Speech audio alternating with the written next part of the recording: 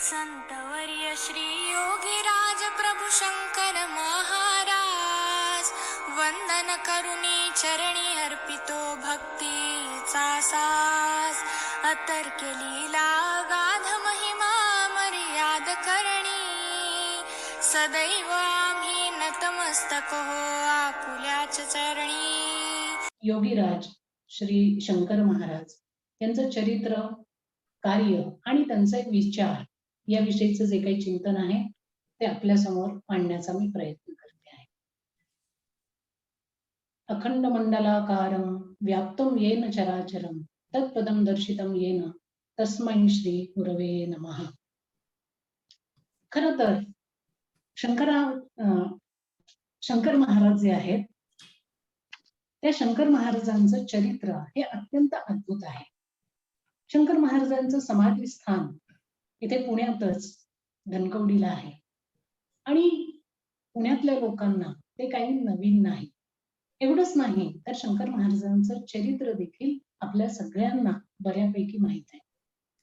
कारण आपल्या मध्ये शक्यतो प्रत्येक गोष्टीची एक जिज्ञासा असते आणि त्या जिज्ञासेपोटी ती व्यक्ती असो, तो प्रसंग असो, घटना असो, ते जाणून घेण्याची उत्सुकता आपल्यामध्ये असते.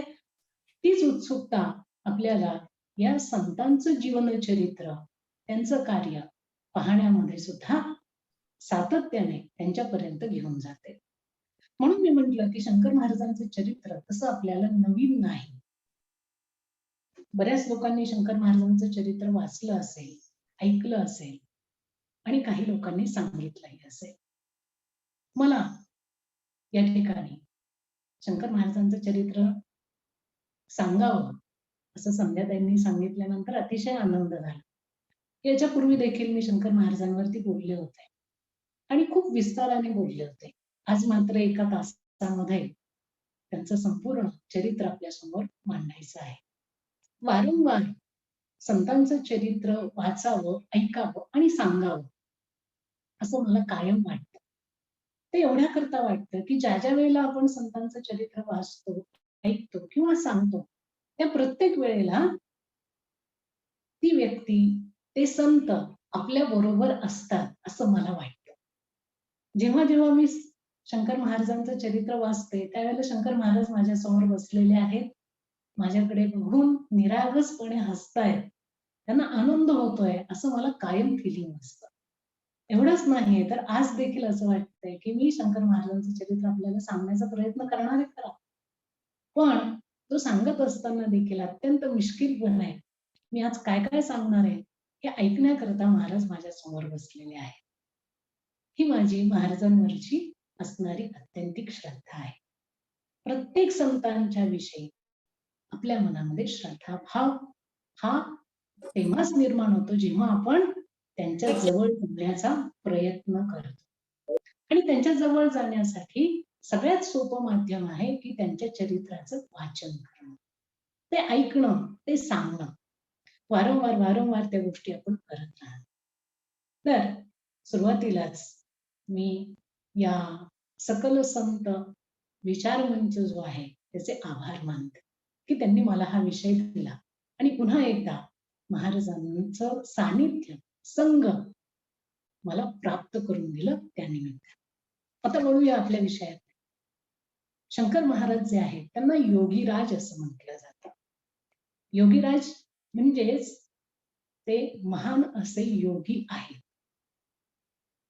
योगी आहेत याचाच अर्थ असा की ते नाथ संप्रदायाशी, दत्त संप्रदायाशी आणि शक्तीची उपासना करणाऱ्या शाक्त संप्रदायाशी निगडीत आहेत.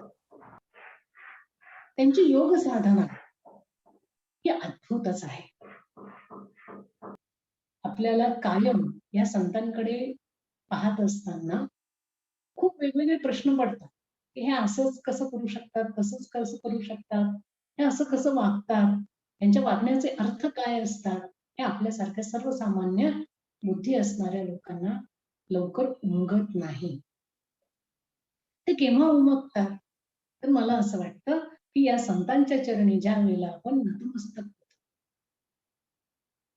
त्यांच्याविषयी आदरभाव, श्रद्धा मनामध्ये बाळगतो, त्यावेळेला आपल्याला या संतांच्या चरित्रातल्या काही घटना, त्यांनी सांगितलेले विचार हे समजायला लागतात. म्हणून या संतांचा जो जन्म आपल्याला पाहायला मिळतो, सगळे संत म्हणजे प्राचीन काळातले असू द्यात, अर्वाचीन काळातले असू द्यात, मग ते संत, सत्पुरुष, योगी, महात्मा, ही सगळी मंडळी जी आहेत, हे ज्या वेळेला प्रकट होतात, त्यावेळेला त्या परिसरातले, त्या काळातली जी काही मंडळी आहेत, त्या मंडळींना सन्मार्गाला लावणं, सत्मार्गाला लावणं, त्यांच्यामध्ये भक्ती निर्माण करणं, त्यांना योगाभ्यास शिकवणं, आपल्या संस्कृतीविषयी, आपल्या धर्माविषयी निष्ठा निर्माण करणं, श्रद्धा निर्माण करणं, हे खरं त्यांचं कार्य आहे असं वाटतं. हे नुसतेच अवतार घेतात आणि चमत्कार करतात असं नाहीये. हे अवतार एवढ्या करताच घेतात की आपल्यासारख्या सर्वसामान्य लोकांनी या भक्तिपंथाकडे वळावं. संसार जो आहे त्या संसारातलं थोडस आपलं लक्ष, आपलं मन बाहेर काढावं आणि भगवंताची अत्यंत रसाळ असणारी भक्ती आपण साध्य करावी, भगवंताला आपलंसं करावं, हे शिकवण्याकरता ही संत मंडळी वारंवार येतात. ते येऊन गेले तर शंकर महाराजांचं समाधी जी झाली ती 1947 साली झाली. त्याच्यानंतर आजपर्यंत आणि याच्याही नंतर कितीतरी कालावधीपर्यंत शंकर महाराजांचं कार्य जे आहे ते समाजामध्ये पिढ्यानपिढ्या चालणार आहे.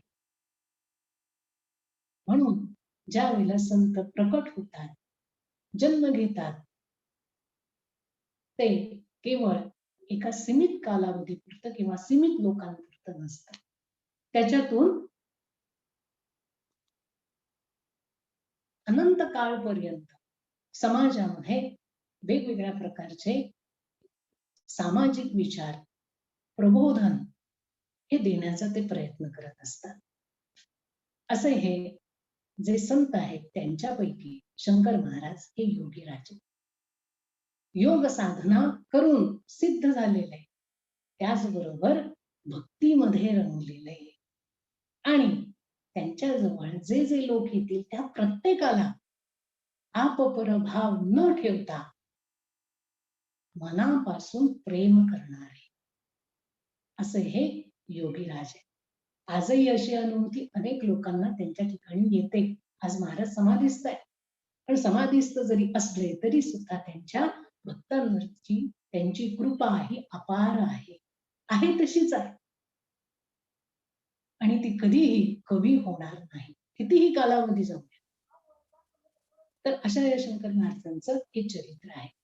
शंकर महाराज जे आहेत ते प्रकट कुठे झाले, तर ते प्रकट झाले सटाणा तालुका जो आहे त्याच्यामध्ये अंतापूर नावाचं एक गाव आहे, छोटस गाव आहे, आणि त्या गावामध्ये एक चिमणाजी नावाचे सद्गृहस्थ राहत होते. ते शंकराचे मोठे भक्त होते, सात्विक होते. ते आणि त्यांची पत्नी शंकराचा सोमवारचा उपवास करायचे, ओम नमः शिवायचा जप करायचे, अत्यंत शुद्ध असं आचरण त्यांचं होतं. आणि त्यांच्या विवाहाला अनेक वर्ष जरी झाली तरी त्यांना मूल बाळ होत नव्हतं, संतती नव्हती. तेवढं एक दुःख या चिमणाजींच्या मनामध्ये होतं आणि त्यांच्या पत्नीच्याही मनामध्ये होतं. आपल्याला माहिती आहे की आपला जो समाज आहे त्या समाजामध्ये उणीवांवर बोट ठेवणारी काही मंडळी असतात आणि या उणीवा माणसाला सातत्याने त्रास देतात. खरं तर माणसामध्ये उणीव नसते का, दोष नसतात का? प्रत्येकामध्ये दोष आहे म्हणून तर आपण माणूस आहोत. सगळे गुण आपल्यामध्ये असते तर आपण देवता झालो असतो. पण या उणीवांवर बोट ठेवून लोकांना त्रास देण्यामध्ये काही लोकांना मजा वाटते. तशी अवस्था या चिमणाजींची झाली होती. लोक स्पष्टपणे तोंडावर काही बोलत नव्हते, पण मागे मात्र लोक त्यांची निंदा करत होते. आणि हे चिमणाजी आणि त्यांची पत्नी शांतपणे सगळ्या गोष्टी सहन करत होते, कारण त्यांची शंकरावरती अत्यंत दृढ अशी श्रद्धा होती. आज नाही तर उद्या शंकराची कृपा आपल्यावर झाल्याशिवाय राहत झाल्याशिवाय राहणार नाही असा विश्वास त्यांच्या मनामध्ये ठाम होता. आणि एक दिवस असं झाला, एक दिवस असा उगवला की ते जे चिमणाजी होते त्यांना झोपेमध्ये दृष्टांत झाला. एक साधू त्यांच्या स्वप्नामध्ये आला आणि त्या साधूने सांगितलं की हे जे गाव आहे त्या गावाच्या थोडस पुढे एक पीर आहे. दावल मलिकाचा मोठा पीर त्या ठिकाणी आहे आणि निर्जन अशी ती अवस्था आहे. पुढे भरपूर घनदाट अशी झाडी आहे. त्या ठिकाणी तू जा, तिथे काही वाघ तुला दिसतील आणि त्या वाघांच्या मध्ये एक छोटस बालक तुला सापडेल. त्या बालकाला तू घरी आण आणि त्याचा सांभाळ कर. असा दृष्टांत झाला आणि ते झोपेतून खडबडून जागे झाले. उठल्याबरोबर त्यांनी आपल्या पत्नीला सांगितलं की अगं मला असा असा दृष्टांत झालाय, काय करायचं आपण. पत्नीने सांगितलं की बघा, शंकराची आपल्यावरती कृपा आहे आणि त्या कृपेचंच हे फळ आहे. दोघं पटकन उठले, दोघांनी स्नान केलं, आवरलं आणि घरातून निघाले. एवढ्या सकाळी सकाळी पती पत्नी बाहेर फिरायला निघाले म्हणून लोकांना उत्सुकता वाटली, कारण त्यावेळेला लोक मॉर्निंग वॉक करत नव्हते, गरजच नव्हती, त्यांचं चालणं भरपूर व्हायचं. आणि म्हणून काही लोकांनी त्यांना टोकलं आणि विचारलं की एवढ्या सकाळी सकाळी तुम्ही कुठे चालला. त्यावेळेला चिमणाजींनी अत्यंत श्रद्धेने घडलेली घटना सांगितली, आपल्याला झालेला दृष्टांत सांगितला आणि लोकांनी त्यांची टवाळी करायला सुरुवात केली. लोक त्यांना म्हणायला लागले की अहो, रात्रंदिवस तुमच्या मनामध्ये पुत्रप्राप्तीचा विचार असतो आणि म्हणून तुम्हाला हे स्वप्न पडलंय. तुमच्या मनाचा हा भ्रम आहे आणि असे दृष्टांत काय खरे होतात का? तुम्ही या गोष्टीकडे लक्ष देऊ नका. लोकांनी चेष्टा केली पण चिमणाजी मात्र शांत बसले. त्यांनी आपल्या पत्नीला बरोबर घेतलं आणि दोघं एकटेच गावाच्या बाहेर आले. गावाच्या बाहेर त्या साधूंनी ज्या काही खाणाखुणा सांगितल्या होत्या त्या खाणाखुणा त्यांना दिसायला लागल्या. पुढे ते गेले, दावल मलिकाचा पीर त्यांना दिसला. मनामध्ये भीती वाटत होती. भीती नव्हती अशातला भाग नव्हता. सामान्य माणूस आहे आणि सामान्य माणसाला भीती ही वाटतेच. कुठल्या ना कुठल्या गोष्टीची भीती त्याच्या मनामध्ये होती, असतेच. तशी यांच्या मनामध्ये भीती होती की आपल्याला जो दृष्टांत झालाय तो खरा आहे की खोटा आहे. श्रद्धा असते पण काही वेळेला ती डळमळीत होते. निघाले होते खरे पण तरी सुद्धा मनातून थोडीशी धाकधूक वाटत होती. आणि पुढे गेल्यानंतर त्यांना दाट झाडीमध्ये एक 5-6 वाघ बसलेले दिसले आणि ते पुरते घाबरले. वाघ हा वाघच असतो, हो की नाही? त्याला बघितल्यानंतर जी अवस्था सामान्य माणसाची होती ती त्यांची झाली. आणि आश्चर्य असं त्यांना दिसलं की त्या वाघांमध्ये एक छोटस बालक, अगदी तान्हं बालक, त्या वाघांच्या 5-6 वाघ जे बसलेले होते त्यांच्यामध्ये ते खेळत होतं. त्यांनी ते दृश्य बघितलं आणि त्यांची हिंमत होईना की पुढे जाऊन त्या बाळाला आपण घ्यावं, पण दुसरा पर्याय पण नव्हता. ते धाडस त्यांना करावं लागणारच होतं. जो दृष्टांत त्यांना घडला होता त्याच्यामध्ये याच गोष्टी त्यांना सांगितल्या होत्या आणि त्यांनी भगवान शिवशंकरांचं स्मरण केलं. ओम नमः शिवाय, ओम नमः शिवायचा जप तोंडाने सुरू केला. एकमेकांना धीर देत देत हळूहळू त्या गुरगुरणाऱ्या वाघांच्या दिशेने ते निघाले. जसे जसे वाघांच्या जवळ ते येत होते तसं तसं वाघांचं गुरगुरणं वाढत होतं आणि त्यामुळे यांची भीती देखील थोडी आणखीन वाढत होती.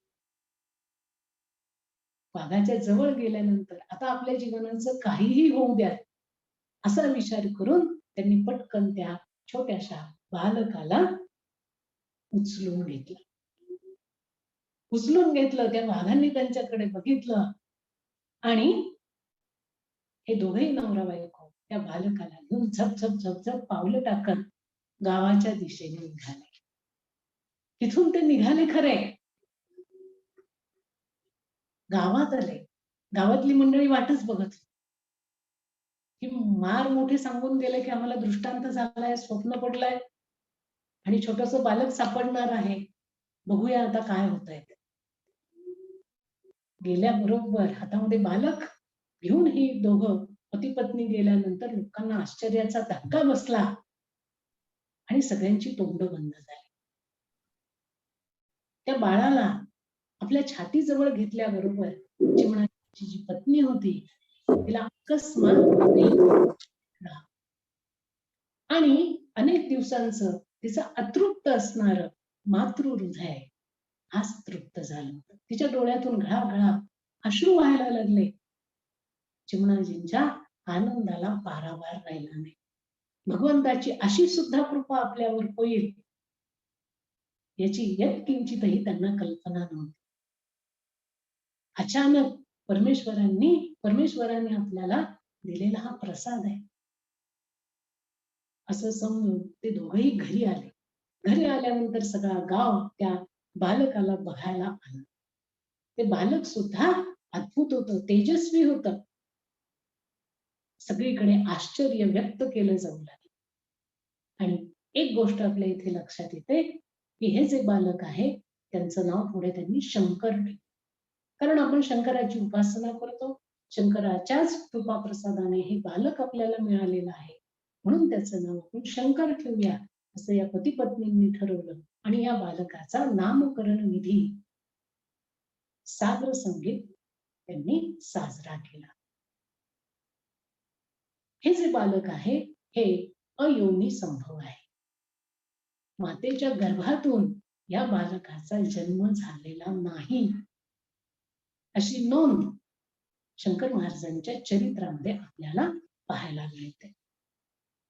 आता अयोनी संभव ज्या वेळेला असे सत्पुरुष येतात त्यावेळेला ते विशिष्ट कार्यासाठी आलेले असतात हे आपण लक्षात घेतलं. हो की नाही? मग त्यांचं विशिष्ट कार्य काय आहे? ते विशिष्ट कार्य हळूहळू आपल्या लक्षात येणार आहे. आता ते बाळ जे आहे ते मोठं व्हायला लागलं, त्याच्या बाललीला सुरू झाल्या आणि त्या बाललीला ते हे पती पत्नी रमून गेले. एवढंच नाही तर गावातली सगळी मंडळी देखील त्या घरामध्ये सातत्याने यायला लागली. त्या शंकरच्या बाललीला बघायला लागली आणि बाललीलाचा आनंद जो आहे ते प्रत्येक जण त्या ठिकाणी चाखायला लागले. आता हा शंकर थोडा थोडा मोठा व्हायला लागला. थोडा मोठा झाल्यानंतर बघा हे अद्भुत असणारी ही जी लोक असतात ती जन्मतःच वेगळी असतात. लहानपणापासून त्यांचं कर्म हे वेगळं होत जातं. त्यांना फारसं कोणी शिकवावं लागत नाही. अंतस्थ ज्या काही प्रेरणा त्यांना होतात त्या प्रेरणेने त्यांचं कार्य सुरू होतं. त्याप्रमाणे हा शंकर थोडा मोठा झाल्याबरोबर तो सकाळी लवकर पहाटे उठायला लागला. स्नानादी कर्म स्वतः व्यवस्थित करून सर्वांगाला भस्म लावायला लागले. भस्म लावलं जातं पण ते कपाळाला लावलं जातं. हा मात्र सगळ्या अंगाला भस्म लावायचा. ही सामान्य मुलाची लक्षणं नव्हे. हे लोकांच्या लक्षात यायला लागलं. नंतर तो त्या गावाच्या बाहेर जी घनदाट अशी झाडी होते, थोडासा वनाचा असा तो भाग होता, त्या ठिकाणी एका बेलाच्या झाडाखाली जाऊन शांतपणे ध्यानस्थ बसू लागला. ध्यान काय असतं, कसं लावायचं, मग प्राणायाम कसे करायचे, धारणा कशी करायची हे कुणीही त्यांना शिकवलेलं नव्हतं. स्वयंस्फूर्तीने त्यांच्या या गोष्टी सुरू झाल्या. कधी कधी दिवसभर तो तिथे बसायचा. ते सकाळी गेले की थेट संध्याकाळीच घरी यायचे. कधी कधी खोल जलाशयामध्ये विहार करायला लागला. जंगलातले हिंस्र पशु पक्षी त्यांच्या आजूबाजूला भटकायचे, फिरायचे, पण त्यांची एक किंचितही भीती या शंकरला कधीही वाटली नाही. शंकरला वाटली नाही, पण चिमणाजी आणि त्यांची पत्नी म्हणजे शंकरचे आई वडील यांना मात्र अत्यंत काळजी वाटायला लागली की या मुलाचं काय होईल. हो की नाही? सामान्य आपल्यासारखी ही मंडळी आहेत. स्वाभाविक आहे आपला मुलगा जंगलामध्ये जातो, हिंस्र पशु पक्ष्यांमध्ये बसतो उद्या काही कमी जास्त झालं तर काय करायचं, म्हणून सारखी त्यांना चिंता वाटायची आणि ते त्याला तिथे जायला मज्जाव करायचे. पण शंकर त्यांना समजावून सांगायचा की तुम्ही काळजी करू नका. आई वडील काळजी करणार नाही तर कोण काळजी करणार. हो की नाही? त्याप्रमाणे ते काळजी करायचे आणि शंकर नंतर नंतर त्यांचा डोळा चुकवून न कळत बाहेर निघून जायचा. असं सगळं चाललेलं असताना एक दिवशी हा शंकर चिमणाजींजवळ बसला आणि गप्पा मारता मारता तो चिमणाजींना म्हणाला की तुम्हाला आता संतान प्राप्ती होणार आहे. खर तर शंकरच्या रूपाने त्यांना संतान मिळाले होते आणि अद्भुत संतान मिळाले. त्यांचं मातृत्व आणि पितृत्व जे आहे ते धन्य झालं आणि म्हणून त्यांना अपेक्षा नव्हती वेगळ्या संतानाची. पण ती संतान होणार आहे हे शंकरने सांगितलं आणि काही दिवसातच चिमणाजींच्या घरामध्ये एक मुलगा त्यांना प्राप्त झाला. घरामध्ये सगळीकडे आनंदाचं वातावरण पसरलं. आता 2 बालकं आपल्या घरामध्ये आली. त्यांच्या आनंदाला पारावार राहिला नाही पती पत्नीच्या. शंकर तर अद्भुतच आहे, गुणांनी युक्त आहे, अत्यंत सत्शील आहे. भगवंतावरती त्याची प्रगाढ अशी श्रद्धा आहे. त्या गावामध्ये शंकराचं मंदिर आणि त्या मंदिरामध्ये जे कार्यक्रम चालायचे त्या कार्यक्रमाला न चुकता हा शंकर जाऊन बसायचा, भजन म्हणायचा, भजनामध्ये रंगून जायचं. आणि हे दुसरं आलेलं अपत्य. या सगळ्या आनंदामध्ये असताना एक दिवशी या शंकरने आपल्या माता पित्यांना सांगितलं की मला आता इथून निघायला हवं. मला ईश्वरी कार्य करण्याकरता जायचं आहे. मला आता इथे थांबता येणार नाही. हे ऐकल्यानंतर त्या दोघांच्याही पायाखालची जमीन सरकली. त्यांनी परोपरीने त्याला समजावून सांगितलं की इथून जाऊ नकोस. पण शंकरने सांगितलं की नाही, माझी वेळ ठरलेली आहे आणि मी उद्याच इथून निघून जाणार आहे. ही बातमी गावामध्ये सगळीकडे वाऱ्यावर पसरली आणि गावातली सगळी मंडळी शंकरला भेटायला आली. सगळं गाव गोळा झालं. शंकरच्या आतापर्यंतच्या सगळ्या वागण्याने संपूर्ण गावाला त्याचा लळा लागला होता. प्रत्येक जण त्याच्याकडे आकर्षित होत होता. त्याच्याकडे बघितल्यानंतर मन शांत होत होतं. मनामध्ये सात्विकता निर्माण होत होती. आपलेपणा वाटत होता. खरं प्रेम त्यांना त्या शंकरच्या डोळ्यामधून अनुभवायला येत. हे सगळं आता नाहीसं होणार. आपण एकाकी राहणार याचं दुःख सगळ्यांना वाटत होतं आणि सगळ्यांनी अत्यंत गदगद होऊन शंकरला निरोप दिला. आई वडिलांना तर अपार दुःख झालं. त्यांना काय बोलावं, काय करावं काहीही सुचेना. आणि शंकरने दोघांनाही नमस्कार केला आणि तो तिथून निघून गेला. दोघांच्याही मनाला हुरहूर लागली. वारंवार त्याच्या आठवणींनी त्यांचं मन भरून येत होतं. पण करणार काय? दोघांनीही एकमेकांना धीर दिला आणि आज नाही तर उद्या शंकर परत येईल या आशेवरती त्यांनी आपल्या संसाराकडे लक्ष द्यायला सुरुवात केली. इकडे शंकर पायी पायी चालत चालत मजल दर मजल करत हिमालयामध्ये येऊन पोहोचला. हिमालयामध्ये केदारेश्वरच्या ठिकाणी 12 वर्ष हा शंकर राहिला आणि त्या ठिकाणी त्यांनी योग साधनेचा अभ्यास केला. या केदारेश्वराच्या म्हणजे तो जो डोंगर आहे त्या डोंगराच्या पायथ्याशी काही वेळेला ते बसायचे, तर काही वेळेला डोंगराच्या शिखरावरती जाऊन शांत तन्मय होऊन एकरूप होऊन आपली साधना करायचे. त्यानंतर केदारेश्वराहून निघून शंकर महाराज प्रयागला आले. प्रयागला गंगा यमुना सरस्वती यांच्या त्रिवेणी संगमावरती काही दिवस राहिले. काही दिवस म्हणण्यापेक्षा काही वर्ष त्या ठिकाणी ते राहिले आणि तिथे त्यांनी आपली उरलेली योग साधना केली. एकांतात बसायचे, कोणाशी काही बोलायचे नाही. अनेक लोक तिथे तीर्थयात्रे करता यायचे, पण कोणाचंही फारसं लक्ष शंकर महाराजांकडे गेलं नाही. आणि कोणाचंही लक्ष आपल्याकडे जात नाहीये हेच त्यांच्यासाठी चांगली गोष्ट होती. कारण योग साधनेमध्ये तो एक महत्वाचा अडथळा मानला जातो. नंतर प्रयागहून निघून महाराज पायी पायी प्रवास करत करत थेट महाराष्ट्रातील प्रज्ञापूर नगर म्हणजेच ज्याला आपण अक्कलकोट म्हणतो त्या ठिकाणी येऊन दाखल झाले. तो दिवस होता पौर्णिमेचा. तिथे महाराज आले ते आपल्या गुरूंचं म्हणजे अक्कलकोटच्या स्वामी समर्थांचं दर्शन घेण्याकरता. आपली साधना पूर्ण झाली आहे आणि आता सद्गुरूंकडे जावं, त्यांचं दर्शन घ्यावं, त्यांचा आशीर्वाद घ्यावा आणि पुढील कार्याला पण सुरुवात करावी या हेतूने महाराज त्या ठिकाणी. तिथे आल्यानंतर त्या समाधीतून अक्कलकोटचे स्वामी समर्थ प्रत्यक्ष प्रकट झाले.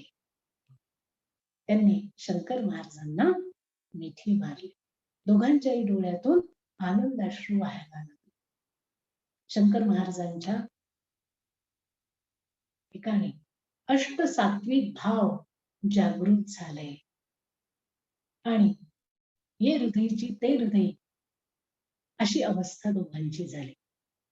त्यानंतर दोघांनी एकमेकांकडे बघितलं, त्यांचं बोलणं झालं आणि काही वेळाने शंकर महाराज स्वामींचा निरोप घेऊन आपल्या गुरूंचा निरोप घेऊन त्या ठिकाणाहून निघाले. ते सोलापूरला आले.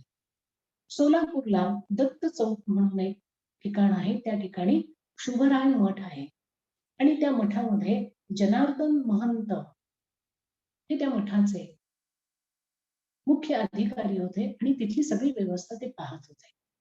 ते त्यावेळेला भगवंताच्या भजनामध्ये रंगून गेले होते. शंकर महाराज तिथे आले आणि मठाच्या दारात उभे राहिले आणि जोरात त्यांनी अलख अशी आरोळी ठोकली. त्याबरोबर जनार्दन महंत जे भजनामध्ये रंगले होते ते एकदम थांबले आणि त्यांनी दाराकडे बघितलं तर समोर त्यांना साक्षात दत्तात्रेयांचं सगुण साकार रूप उभं असलेलं पाहायला मिळालं. ते गदगद झाले, त्यांच्या डोळ्यातून अश्रू व्हायला लागले, त्यांच्या ठिकाणी अष्टसात्विक भाव जागृत झाले. त्यांना दिव्य अशा दर्शनाचा लाभ त्या ठिकाणी झाला आणि काही वेळाने मग ते भानावर आले. भानावर आल्यावर त्यांनी शंकर महाराजांना दंडवत घातला. त्यांना मठामध्ये आतमध्ये बोलवलं, त्याला बसायला आसन दिलं आणि तिथे जमलेले सगळ्या लोकांनी त्यांचं श्रद्धेने दर्शन घेतलं. काही दिवस त्या ठिकाणी महाराज राहिले. तिथे सोलापूरमध्ये सगळीकडे ही बातमी पसरली की शंकर महाराज नावाची एक अद्भुत अशी व्यक्ती मठामध्ये आहे आणि त्या व्यक्तीला भेटण्याकरता त्यांचं दर्शन घेण्याकरता सोलापुरातली सगळी मंडळी त्या ठिकाणी यायला लागली. सगळा मठ भक्तांनी गजबजून गेला. आता हे जे शंकर महाराज आहेत हे कसे आहेत तर हे अष्टवक्र रूप त्यांचं आहे. त्यांची उंची ही बेताचीच होती, त्यांचे डोळे मोठे होते पण अत्यंत तेजस्वी असे होते. दाढी मिशा त्यांना होत्या, डोक्याला भरपूर केस होते पण ते केस कायम अस्ताव्यस्त असे असायचे.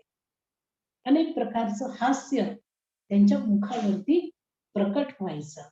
त्यांच्या चेहऱ्यावरती बालभाव कायम असायचा.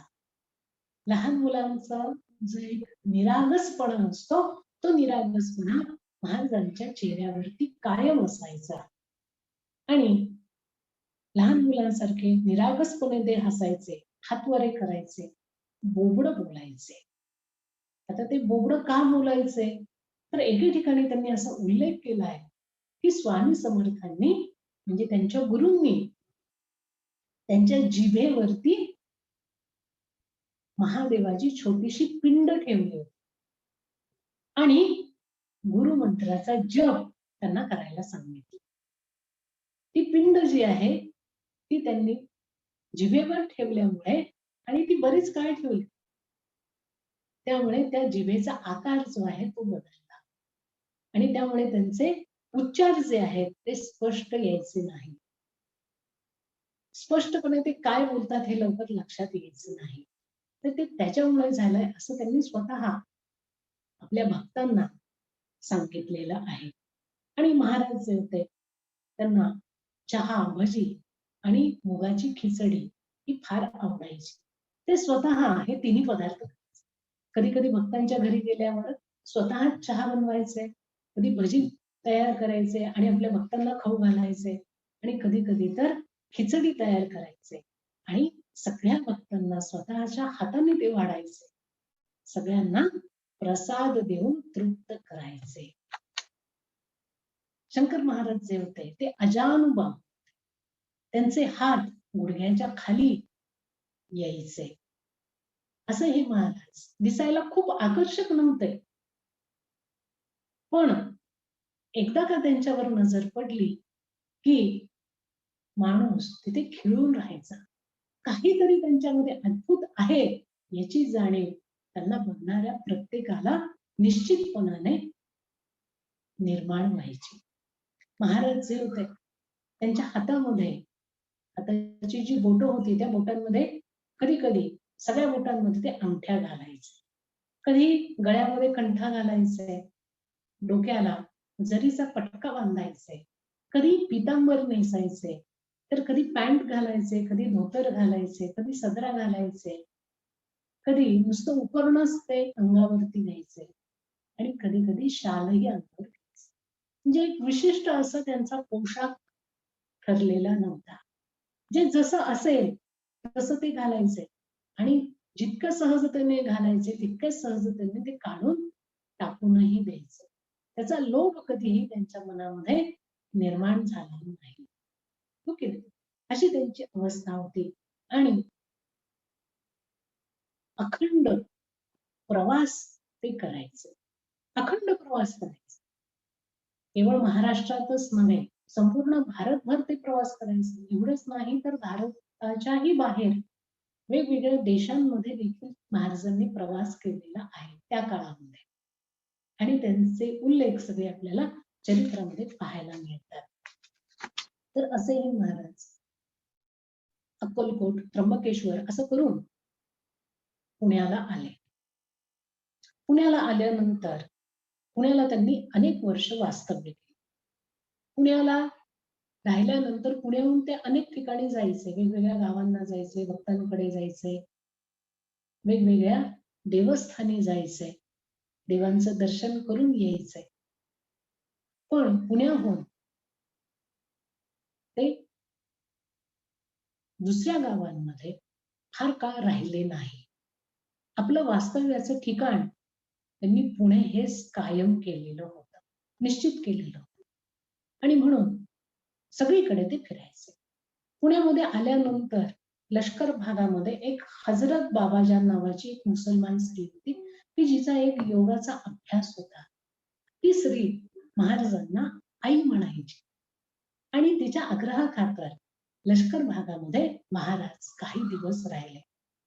त्याच्यानंतर पुण्यात आल्यानंतर अनेकांच्या गाठी भेटी व्हायला लागल्या. पुण्यामध्ये महाराज कुणाच्याही घरी जाऊन राहत असत. त्यांचे जे काही भक्त मंडळी आहेत त्याच्यामध्ये श्रीमंत होते, काही गरीब होते. महाराजांची इच्छा झाली की त्यावेळेला ते त्या व्यक्तीकडे जाऊन राहायचे. वाटलं तास 2 तास तिथे जाऊन बसायचं, कायम फिरायचं. असं हे महाराज होते आणि अनेक अद्भुत घटना त्यानंतर घडायला लागली. एकदा अशीच एक घटना घडली की खूप गर्दी महाराज ज्या ठिकाणी बसले होते आणि त्यांची भक्त मंडळी थोडीशी चर्चा त्यांची चालू असताना एकदम त्यांच्या कानावरती खूप गडबड गोंधळ ऐकायला आला आणि म्हणून त्यांनी विचारलं की काय चाललंय बाहेर, जरा पाहून या. एक भक्त पटकन पळत गेला आणि त्यांनी सांगितलं की महाराज बाहेर खूप गर्दी झाली आहे, एक मोठा असा नाग निघालेला आहे आणि लोक तो नाग मारण्याचा प्रयत्न करतात. असं ऐकल्याबरोबर महाराज तडकन तिथून उठले आणि बाहेर आले आणि सगळ्यांना सांगितलं की त्याला मारू नका. तर लोकांनी तोपर्यंत बराचसा गोंधळ घालून ठेवला होता. त्याला मारण्याचा प्रयत्न चालू होता. महाराज त्या नागाजवळ गेले महाराज नागाबरोबर जवळ गेल्याबरोबर तो नाग पहिल्यांदा जो फुसकारे टाकत होता तो शांत झाला आणि महाराजांच्या पायाजवळ आला. त्याने महाराजांच्या पायाला विळखा घातला. महाराजांनी अत्यंत प्रेमाने त्याला जवळ घेतला, नागाला त्याच्या डोक्याला हात फिरवला आणि लांब जंगलामध्ये त्याला ते ही जी त्यांची कृती आहे ही कृती आपल्याला शिकवते प्राणी मात्रांवरती आपल्या आजूबाजूला असणारे जे काही कीटक आहेत, सरपटणारे प्राणी आहेत, त्यांनाही जगण्याचा तितकाच अधिकार आहे जितका आपल्याला आहे. ते आपल्या जवळ आले म्हणून लगेच त्यांना मारणं हे बरोबर नाही. गंमत अशी झाली आहे की माणसाला असं वाटतं की हे सगळं जग फक्त माझ्यासाठी आहे. माझ्या व्यतिरिक्त या जगामध्ये कुणीही राहणार नाही. मी त्याला नीटपणाने जगू देणार. पण असं नाहीये ना. ही सृष्टी सगळ्यांसाठी आहे. सगळ्यांचा तितकाच अधिकार या सृष्टीवरती आहे. आणि म्हणून सगळ्यांना सांभाळणं हे आपलं काम आहे. हे महाराजांनी त्यांच्या कृतीतून दाखवलं. पुढे महाराज मेहेंदळे म्हणून रावसाहेब मेहेंदळे म्हणून जे होते त्यांच्या घरी राहायला आले. हे मेहेंदळे सुरुवातीला मुंबईला होते. त्यांची आणि महाराजांची गाठभेट झाली आणि महाराज पुण्यामध्ये आहेत वास्तवाला हे त्यांना माहिती झाल्यानंतर मुंबईचं सगळं त्यांनी राहण्याचं ठिकाण बदललं आणि ते पुण्याला येऊन राहायला लागले. त्यांच्या ज्या पत्नी होत्या त्यांना ताईसाहेब असं म्हटलं जायचं. त्या ताईसाहेब संसारामध्ये उद्विग्न होत्या. ते आणि त्यांचे पती यांच्यामध्ये काही गोष्टींच्या संदर्भात वादविवाद होते. सौख्य नव्हतं. महाराजांनी त्या दोघांमध्ये सौख्य घडवून आणलं आणि त्या ताईसाहेब जे आहेत त्यांचं मन परिवर्तन केलं. त्या ताईसाहेबांना महाराजांच्या दर्शनाने एक अद्भुत अशी शांतता मनाला मिळाली की ज्या ताईसाहेब आपलं जीवन संपवण्याचा प्रयत्न करत होत्या, त्या विचारामध्ये त्या होत्या. त्या ताईसाहेबांचं संपूर्ण जीवन महाराजांनी बदलून टाकलं आणि महाराजांनी त्यांना प्रेरणा दिली. त्या प्रेरणेतून या ताईसाहेब ज्ञानेश्वरी वाचायला लागल्या, ज्ञानेश्वरी प्रवचन करायला लागल्या. त्यांचा मोठा वाडा बुधवार पेठेमध्ये आहे होता आज असावा. तर तो मेहेंदळ्यांचा वाडा म्हणून त्यावेळेला प्रसिद्ध होता. ताईसाहेब ज्ञानेश्वरीवर प्रवचन करायच्या आणि अनेक भक्त मंडळी त्या ठिकाणी ते ऐकायला येतात. महाराज सुद्धा स्वतः ही प्रवचन ऐकायला बऱ्याच वेळेला उपस्थित असायचे. बघा ही जी घटना आहे या घटनेतून आपल्याला काय दिसतं की आपल्या संसारामध्ये जे काही आपले प्रॉब्लेम्स आहेत ते प्रॉब्लेम सॉल्व्ह करायचे असतील तर एखादा तरी ग्रंथ संतांचे जे काही अनेक ग्रंथ आहेत त्यातला एक ग्रंथ आपण आपल्या चिंतनाचा विषय बनवायला. जसा हा यांनी ज्ञानेश्वरी ग्रंथ महाराजांच्या प्रेरणेने सांगायला सुरुवात केली.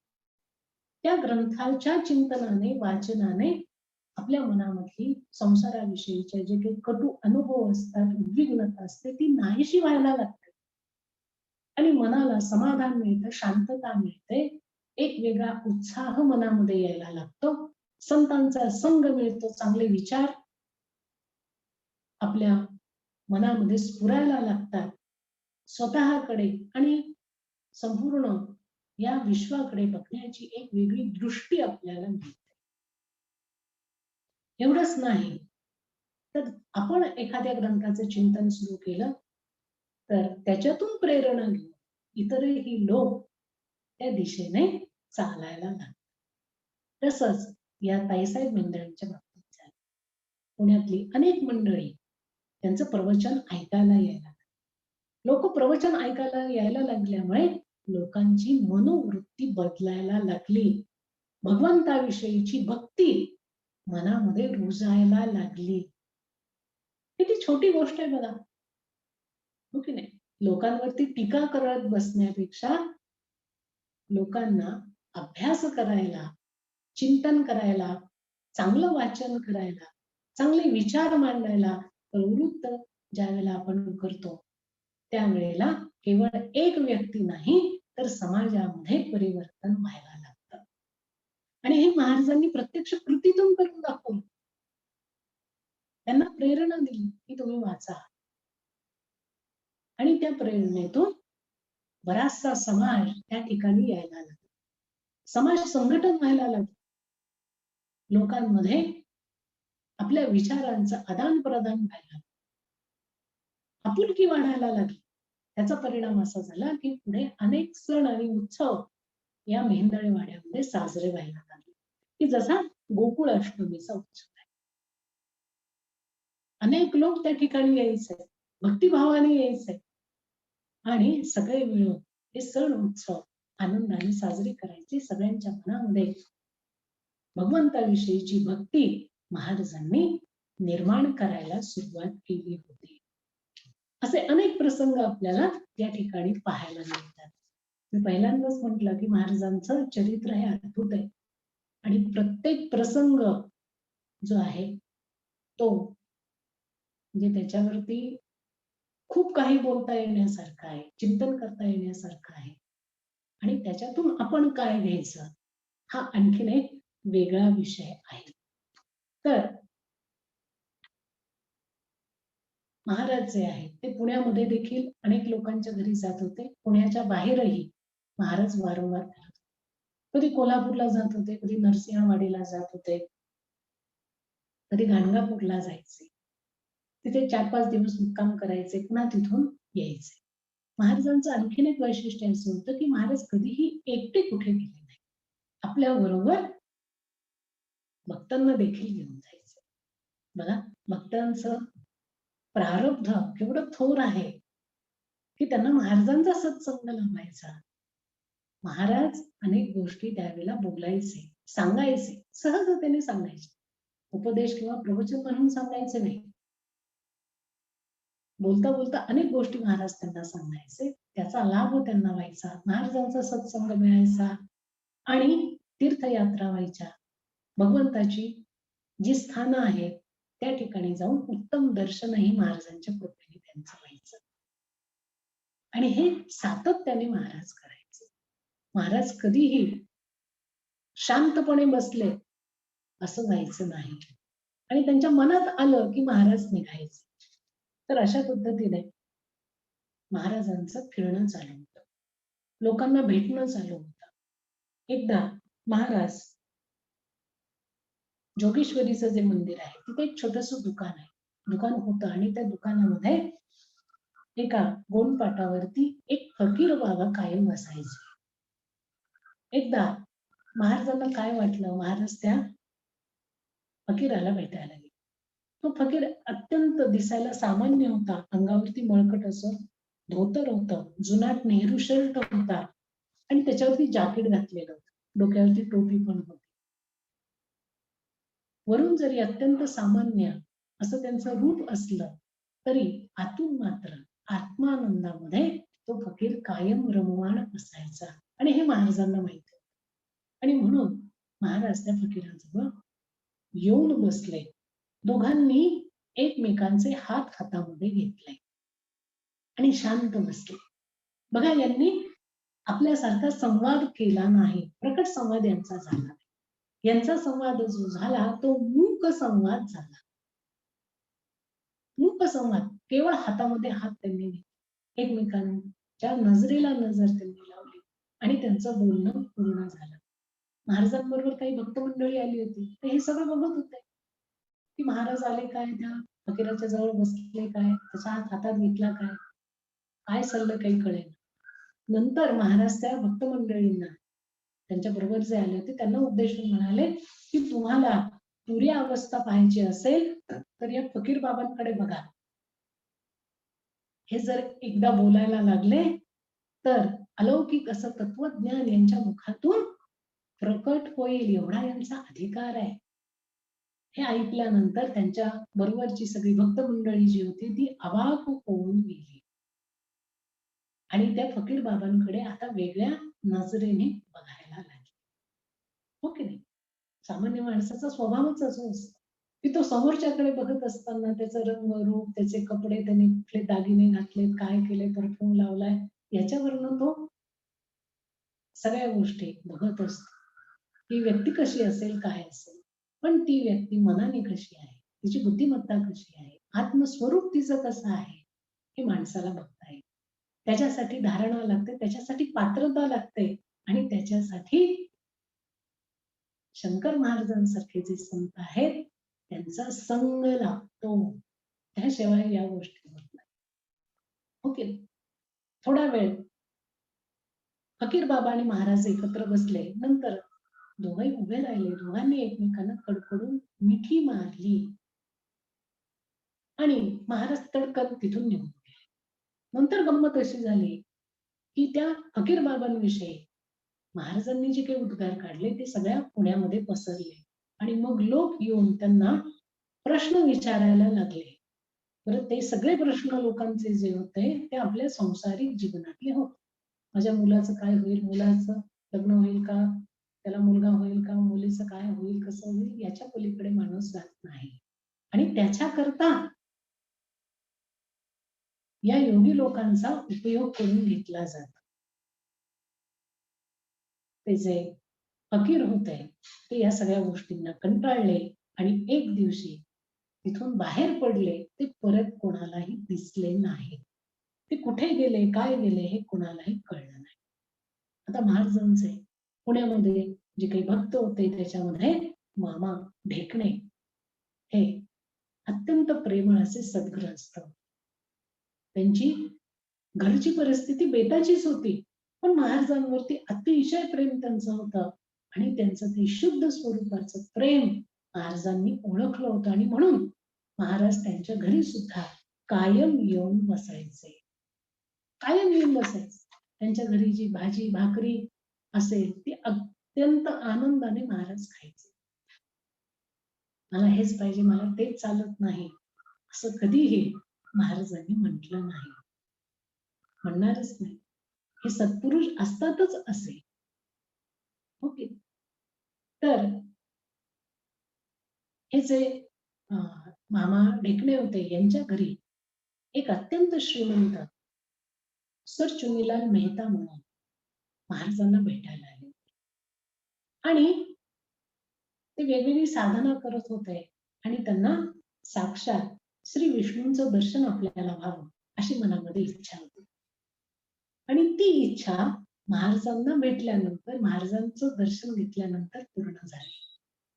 त्यांनी महाराजांचं दर्शन घेतलं, महाराजांच्या पायावरती डोकं ठेवलं आणि त्यांना त्या ठिकाणी साक्षात श्री विष्णूंचं दर्शन घडलं आणि ते महाराजांचे भक्त झाले. तर असे हे महाराज आपल्या जवळ येणारे जी जी मंडळी आहेत त्या मंडळींची मनोकामना पूर्ण करत होते. त्यांच्या जीवनातल्या उणिवा अगदी हलक्या हाताने, हळुवारपणे दूर करत होते आणि त्यांच्या जीवनाला पूर्णत्व कसं देता येईल याविषयी महाराज अत्यंत सजग होते. एकदा या मेहेंदळींच्या वाड्यामध्ये शिवरात्रीचा उत्सव साजरा केला. अनेक भक्त मंडळी आली, महाराज पण त्या ठिकाणी आले आणि त्या दिवशी सगळ्या भक्तांनी मिळून महाराजांची पूजा केली.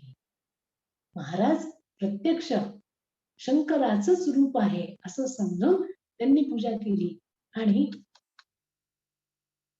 त्या ठिकाणी चमत्कार असा घडला की सगळ्यांना महाराजांचं शिवस्वरूपामध्ये दर्शन झालं. असंच एकदा कार्तिकी एकादशीच्या निमित्ताने भक्त मंडळी त्या ठिकाणी जमलेली असताना पांडुरंगाचंही दर्शन झालं. खरं सांगू का, आपल्या याच्यावरती विश्वास बसत नाही. का बसत नाही?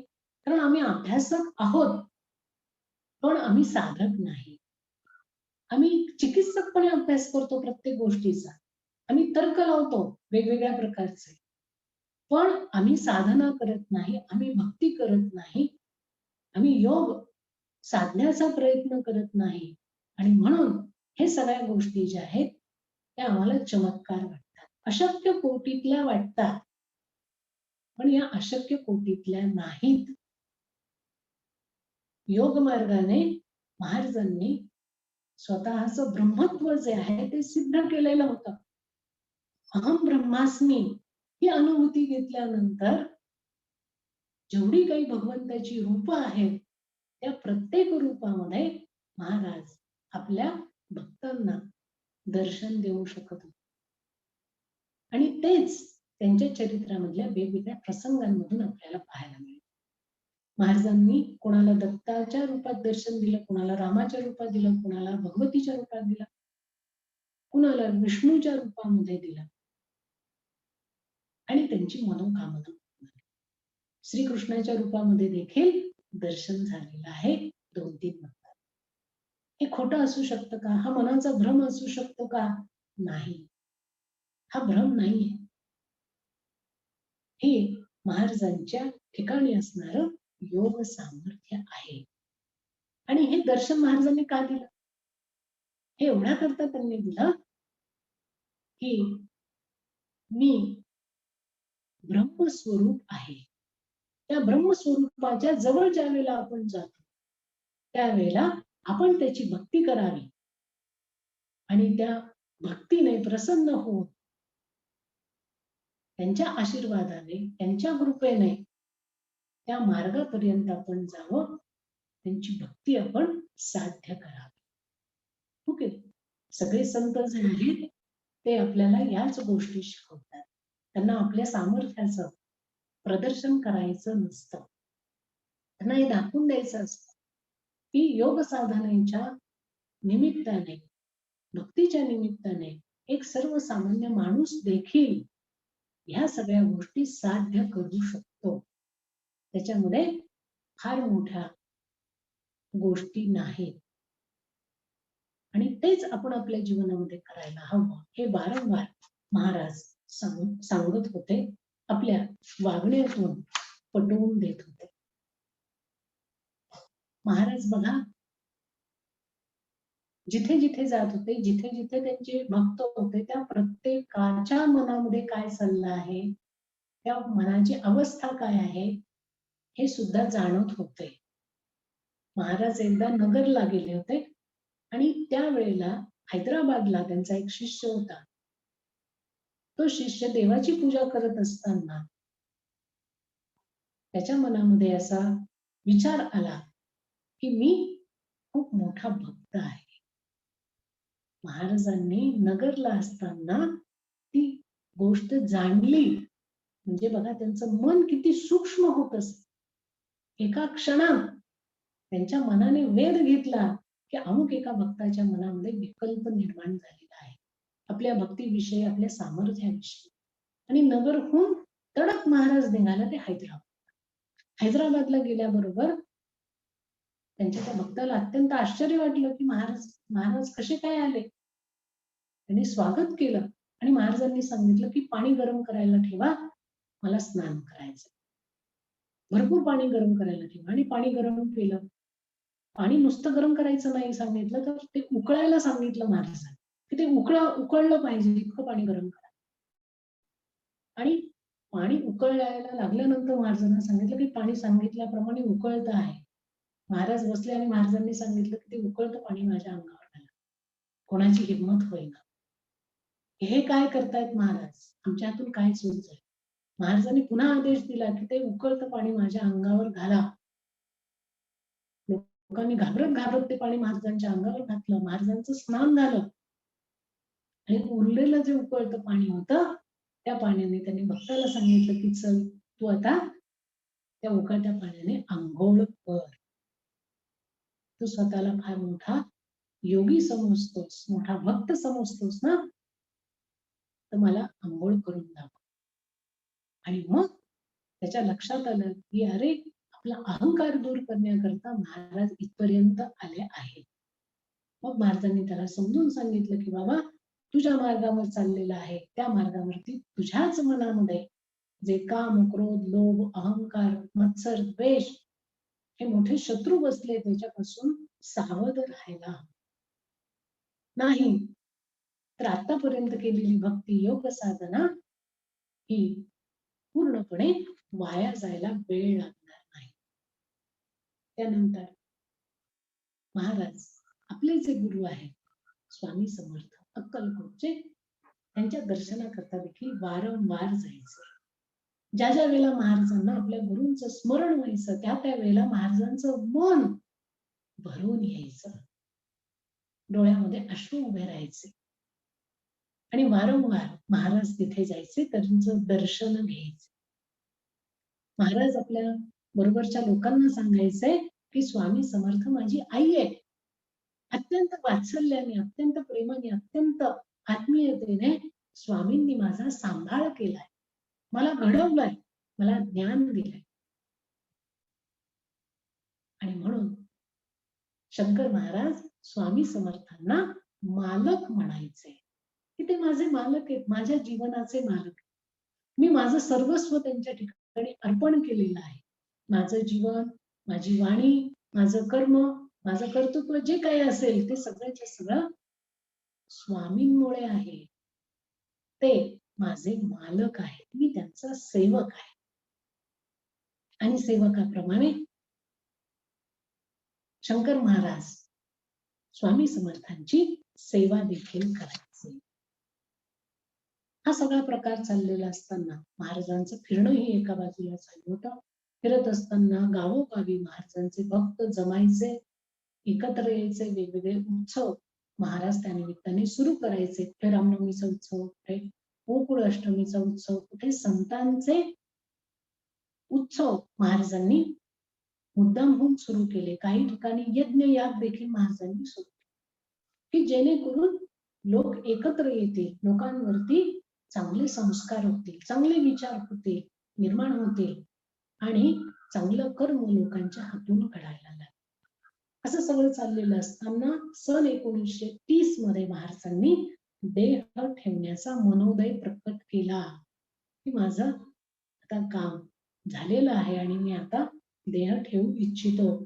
त्यावेळेला महाराजांच्या आजूबाजूला असणारी जी मंडळी होती ती अस्वस्थ झाली आणि त्यांनी महाराजांना विनंती केली की आता असं करू नका, तुम्ही जर देह ठेवला तर आम्ही कुठे जाणार, आम्हाला कोणाचा आश्रय आहे, तेव्हा आमची विनंती मान्य करा.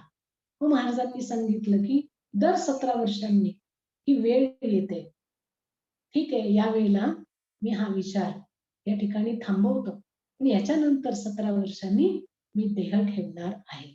महाराजांचा हा विचार सगळ्यांनी ऐकला आणि सगळ्यांना आनंद झाला की महाराज आपल्याला सोडून जाणार नाही. महाराजांमध्ये आणि त्यांच्या भक्तांमध्ये इतकं प्रेम, इतकी आपुलकी, इतका आपलेपणा निर्माण झाला होता की महाराज आपल्याला सोडून जातील या विचाराने सुद्धा लोक मनातून हादरून गेले. आपला एक मोठा सपोर्ट, ज्याला आश्रय म्हटला जातो, तो आपल्यापासून दूर जातोय की काय असं लोकांना वाटत होतं. आणि म्हणून महाराज जेव्हा जात नाहीयेत असं म्हटले त्यावेळेला सगळेजण आनंदी झाले. त्यानंतर महाराज नाथ संप्रदायाच्या जे काही स्थानं आहेत त्या ठिकाणी आपल्या भक्तांना घेऊन जात. शिवशंकरांचं साक्षात गायन त्यांनी आपल्या काही भक्तांना ऐकवलं. एवढंच नाही तर गहिनीनाथांचं प्रत्यक्ष दर्शनही आपल्या भक्तांना त्र्यंबकेश्वरला जाऊन महाराजांनी घडवलं. अशा अनेक घटना महाराजांच्या जीवनामध्ये आपल्याला पाहायला मिळतात. त्यानंतर श्रीशैलच्या गुंफेमध्ये महाराज काही काळ राहिले. तिथे त्यांनी साधना केली. खरं तर ती गुफा जी आहे ती पाण्याने भरलेली असते आणि तिथे फारसं कोणी राहू शकत नाही, पण महाराज मात्र त्या ठिकाणी राहिले. तो महाराजांचा अधिकार आहे असं म्हणता येईल.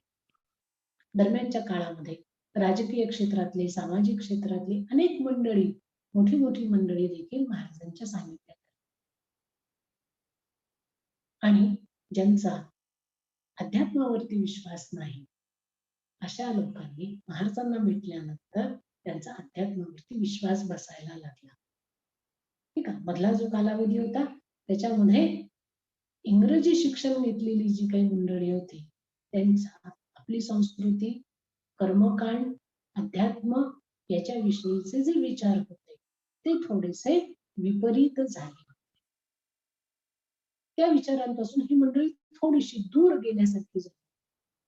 तर अशा अनेक मंडळींना महाराजांनी पुन्हा आपल्याकडे आणि या सगळ्या गोष्टींकडे बघण्याची एक नवीन दृष्टी दिली, की तुम्ही नुसत्या कुठल्या गोष्टी ऐकून त्याच्यावरती आपली मतं बांधू नका. त्या गोष्टी करण्याचा प्रयत्न करा, स्वतः करा. अध्यात्म काय आहे? अध्यात्म असं असतं, तसं असतं. त्याला नावं ठेवणं फार सोपं आहे. पण खरंच अध्यात्म काय आहे हे समजून घेण्याकरता ते अध्यात्म केलं पाहिजे, अशी वृत्ती त्यांनी निर्माण केली. आणि वेगवेगळ्या क्षेत्रातली अनेक मंडळी, गावोगावची, मोठ्या मोठ्या शहरांमधली महाराजांनी चांगल्या मार्गावरती त्यांना आणलं, त्यांच्या जीवनाला एक चांगली दिशा दिली. हा सगळा कालावधी झाल्यानंतर महाराज गिरनारला एकदा जाऊन आले. तिथे देखील अनेक साधू संतांना त्यांनी जेवायला घातलं. ते सगळे साधू संत होते ते नाथ संप्रदायातले होते. महाराजांचा अधिकार हा खूप मोठा होता. अनेक लोकांना महाराजांनी त्यांच्या जीवनामध्ये काही गोष्टी घडवून त्यांच्यामध्ये परिवर्तन घडवलं. बालगंधर्व असतील, आचार्य अत्रे असतील आणि अनेक अशी लोक आहेत आणि त्यांचं परिवर्तन महाराजांनी घडवलं. त्यानंतर महाराज अनेक ठिकाणी फिरल्यानंतर फिरत असताना वेगवेगळ्या विषयांवरती महाराज चर्चा करायचे, समजून सांगायचे. 1946 वर्ष चालू होतं आणि त्या वर्षामध्ये महाराज आपल्या काही भक्तांना घेऊन पुण्यातलं ते सहकार नगरचं जे पद्मावती मंदिर आहे त्या मंदिरामध्ये दर्शनाला. तिथे महाराज जाऊन शांत बराच वेळ बसले आणि नंतर एकदम तिथून तडकन उठले आणि धनकवडीच्या दिशेने ते भराभर चालायला लागले. सातारा रोड जो आहे त्या दिशेने ते चालायला लागले. बरोबरच्या मंडळींना काही समजेना की महाराज अचानक असे चालायला का लागले. लोकही त्यांच्या मागे मागे जायला लागले. तिथे पुढे आल्यानंतर एक मालपाणींचं शेत आहे, त्या शेतामध्ये महाराज येऊन थांबले आणि त्यांनी सांगितलं की मी या शेतामध्ये समाधी घेणार आहे. बरोबरच्या मंडळींना धक्का बसला की महाराज समाधी घेतायत. महाराजांनी मागच्या वेळेला आपलं ऐकलं होतं, पण आता महाराज ऐकतील की नाही सांगता येत नाही. नंतर महाराजांनी त्या जागेचे जे मालक होते मालपाणी त्यांना बोलवलं आणि त्यांना सांगितलं की माझ्या समाधीसाठी तुम्ही ही जागा द्या. त्यांनी देखील ही जागा देण्याचं त्यांना कबूल केलं. त्या जागेवरती महाराज वर्षभर येऊन बसत, ध्यानस्थ बसत होते. बराच वेळ तिथे शांत बसून राहत होते आणि ही गोष्ट आता भक्त मंडळींमध्ये बोलली जाऊ लागली की महाराज हल्ली शांत बसतात, एकांतात बसतात, विशेषतः त्या जागेवरती जाऊन बसतात. आणि मग महाराजांकडे त्यांना भेटायला येणारी मंडळी मात्र आता केविलवाणी नजरेने बघायला लागली की महाराजांचा आधार जो आपल्याला आहे तो आता निघून जाणार की काय असं त्यांना वाटायला लागलं. दरम्यानच्या काळामध्ये महाराज एकदा मुंबईला जाऊन आले. मुंबईला गेल्यानंतर का कोणास ठाऊक पण लोकांना असं वाटायला लागलं की आता परत महाराजांचं असं दर्शन आपल्याला होणार नाही. सगळे लोकांच्या मनामध्ये महाराजांच्या विषयीचं प्रेम भरून आलं, घरी भरून आलं आणि महाराजांनी पण ते ओळखलं. महाराजांनी त्यांना उपदेश केला, जीवनाकडे तुम्ही नीट पहा. जीवन केवळ भोगण्याची वस्तू नाही. जीवन हे आनंद प्राप्त करण्याचं साधन आहे असं महाराजांनी त्यांना सांगितलं. सगळ्यांना निरोप दिला आणि महाराज पुण्याला आले. ठीक आहे. त्यानंतर एकनाथ महाराजांच्या घरी महाराज आले. मामांच्या घरी कायम महाराज यायचे. आता सगळ्या लोकांना असं वाटायला लागलं की महाराज निश्चितपणाने आता समाधी घेणार आहे. महाराजांचा विचार पक्का झालेला आहे. लोकांनी समजून सांगण्याचा प्रयत्न केला पण महाराजांनी सांगितलं की नाही. मी त्यावेळेला तुम्हाला सांगितलं होतं की 17 वर्षांनी हा योग येतो आणि या योगावर हा योग आता परत आलेला आहे आणि तो मी आता दवडणार नाही, आता मी समाधी घेणार आहे. डेक्कनी मामांच्या घरी आता मंडळी जमायला लागली. महाराज आपल्याला आता शेवटचं काही सांगतील, उपदेश करतील असं लोकांना वाटायचं. पण महाराज प्रेमाने सगळ्यांची विचारपूस करायचे आणि महाराज आता शांत बसायला. महाराज जे बोलायचे, सातत्याने सांगायचे, ते आता कमी कमी व्हायला लागलं. केवळ नजरेने महाराज येणाऱ्या भक्तांवर प्रेमाचा वर्षाव करत होते आणि येणारी मंडळी मात्र मनातून अस्वस्थ होत होती. महाराज पुण्यातून वारंवार टांग्यातून समाधीच्या जागेवर आता जायला लागले. ओके, आणि त्या ठिकाणी बसायला लागले. दरम्यानच्या काळामध्ये अक्कलकोट स्वामींच्या पुण्यतिथीचा मोठा उत्सव महाराजांनी साजरा केला. स्वतः प्रसाद वाटला. महाराजांचं हे एक वैशिष्ट्य होतं की जिथे जिथे उत्सवाला ते जात असत, तिथे तिथे महाराज स्वतः काम करत असत. आपण कुठेतरी बसून राहायचं आणि मग आलेली मंडळी जी आहेत त्यांनी काम करायचं, असं महाराज कधी करायचं? सगळी कामं महाराज करायचे.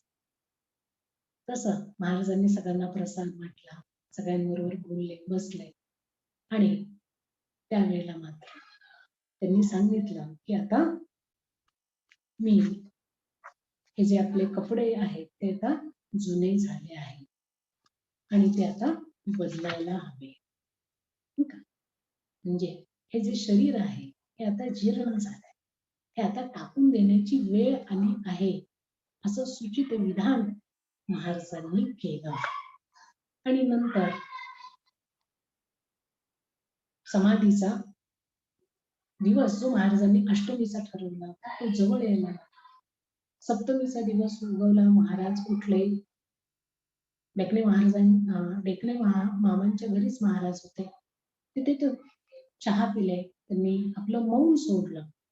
कधी त्यांनी 2 दिवस सांगितलं होतं की कोणालाही मला आता भेटायचं नाही, कोणाशीही मला बोलायचं नाही, मला आता शांतपणे बसू द्या. त्याप्रमाणे डेक्कनी महाराजांनी, मामांनी देखील तशी व्यवस्था केली. 2 दिवसांनी महाराजांनी दार उघडलं, आपलं मौन सोडलं आणि डेक्कनी मामांना ते म्हणाले की खोलीमध्ये छोटीशी गादी घाला, तिथे तक्क्या ठेवा, मी तिथे बसणार आहे, कुणीही दार उघडायचं नाही. त्याप्रमाणे मामांनी तिथे व्यवस्था केली. महाराजांच्या आज्ञेप्रमाणे दार लावून घेतलं आणि रात्रभर डेक्कनी मामा आणि मामी दारासमोर उभे होते. पहाटेच्या सुमारास महाराजांचा संदेश आला की पुढची सोय करा, ही आत्मज्योत बाहेर पडत आहे. महाराजांनी आपला देह त्या ठिकाणी ठेवला. तो दिवस होता वैशाख शुद्ध अष्टमी, सोमवार, सन 1947. पहाटे महाराजांची आत्मज्योत विश्वरूपामध्ये विलीन झाली आणि मग डेक्कनी मामांनी हा संदेश सगळ्यांना पोहोचवला. ठिकठिकाणाहून भक्त मंडळी महाराजांचं दर्शन घेण्याकरता त्या ठिकाणी जमले आणि सगळ्या त्यांच्या भक्तांनी अत्यंत सद्गतीत होऊन, अत्यंत काय म्हणायचं त्याला, त्यांना भरून येत होतं, डोळ्यातून अश्रू वाहत होते. अशा या अवस्थेमध्ये महाराजांना निरोप दिला आणि महाराजांनी जाण्याआधी देखील सांगितलं होतं की मी जरी देह ठेवला तरी मी इथे कायम असणार आहे. जी जी भक्त मंडळी मला पुकारतील त्यांच्या त्या हाकेला मी नक्की उत्तर देईन, ओ देईन.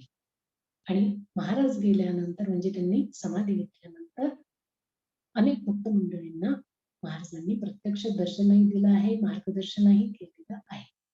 तर असे हे योगीराज श्री शंकर महाराजांचं अद्भुत चरित्र आहे.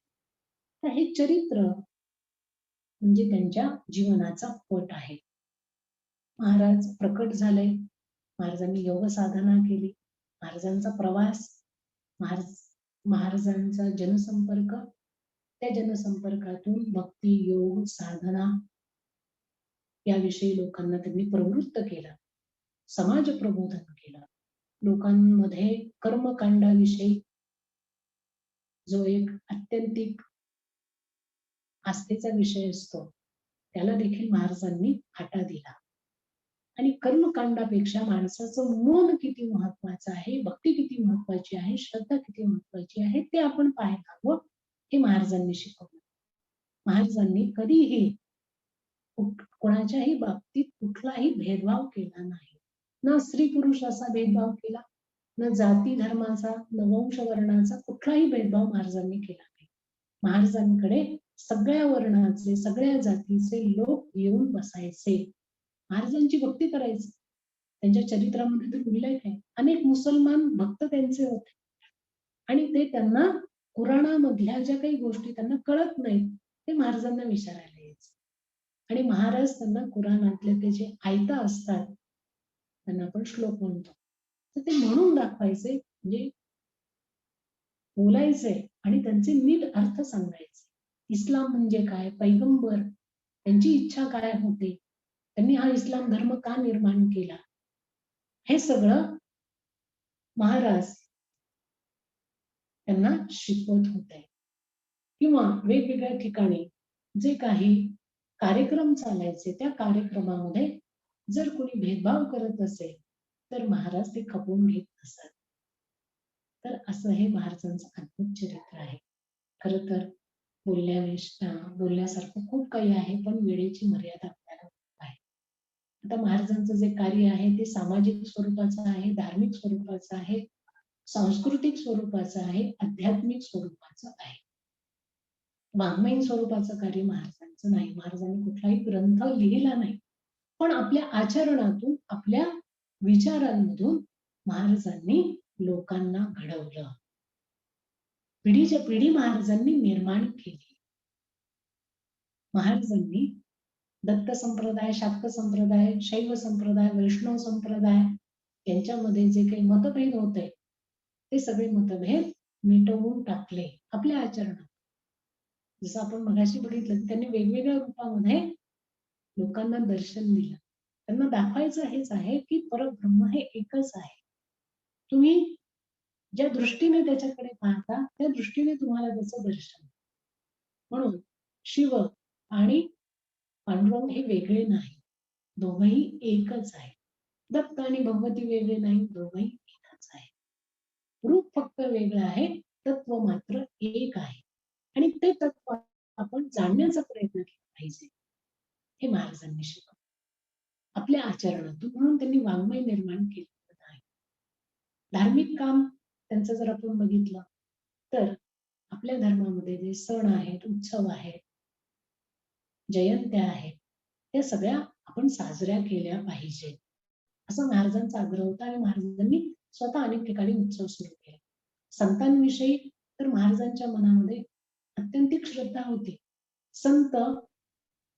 संतांचे आपण ऋणी आहोत तो भाव आपण ठेवला पाहिजे. संतांविषयी कायम श्रद्धाभाव आपण ठेवला पाहिजे, त्यांना शरण गेलं पाहिजे, त्यांचे अनंत उपकार आपल्यावरती आहेत असं महाराज वारंवार सांगायचे.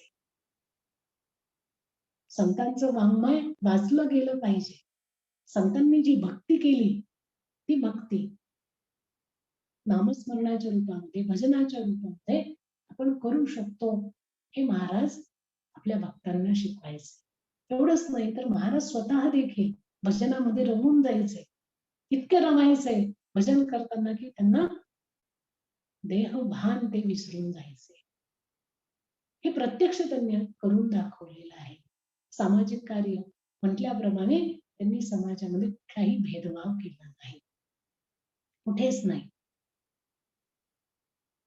समाज जो आहे तो एकसंघ कसा राहील, प्रेमाने कसा बांधला जाईल, एकमेकांविषयी सगळ्यांनी आदरभाव हा मनामध्ये ठेवायला.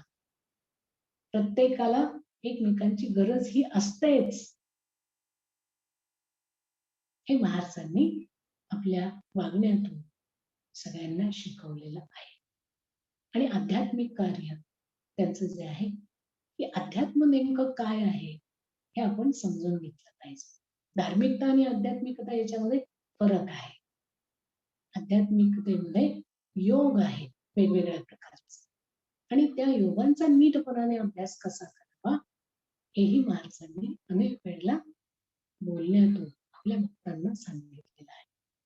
तर असं हे शंकर महाराजांचं अद्भुत चरित्र आहे. आणि हे चरित्र मला सांगण्याची संधी आपण सर्वांनी दिली आणि सगळ्यांनी शांतपणे ते ऐकून घेतलं, त्याबद्दल सर्वांचे मनापासून आभार मानते. आणि महाराजांचं एक स्वतः त्यांनी केलेली कवन आहे, ते आहे, मैं कैलास का रहने वाला, मेरा नाम है शंकर, दुनिया को समझाने आया, कर ले कुछ अपना घर. असं त्यांचं एक कवन आहे. ते म्हणतात की मी स्वतः कैलासपती शंकर आहे. आणि कशासाठी आलं? तर दुनियेला काही गोष्टी शिकवण्याकरता आलो.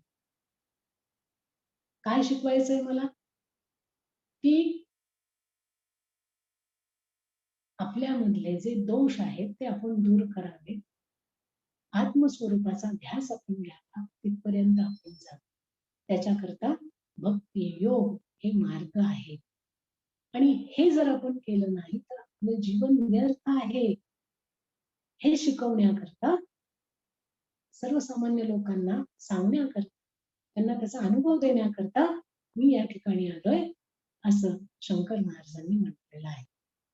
तर अशा या शंकर महाराजांच्या चरणी मी माझी शब्द सुमनांजली अर्पण करते आणि आपल्या सर्वांचे मनापासून आभार मानते. वाणीला पूर्णविराम